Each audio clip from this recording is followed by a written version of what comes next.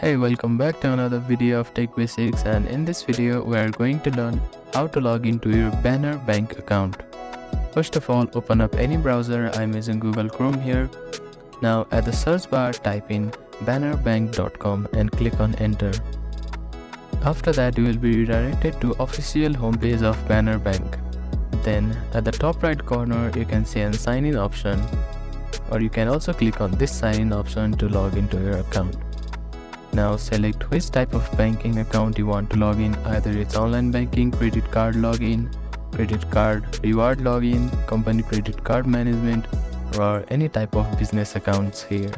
You can also click on this link to enroll in online banking. Now click on sign in button. After that, new page will open where you can type in your login ID and password. Now you can check this box if you want to save your information in this website. Now click on this button to log into your Banner Bank account. Or if you have forgotten your password, click on this link and follow the instruction to reset your password. Thank you for watching this video. I hope you enjoyed it. Please do not forget to give it a thumbs up and subscribe to our channel, and comment down if you have any queries.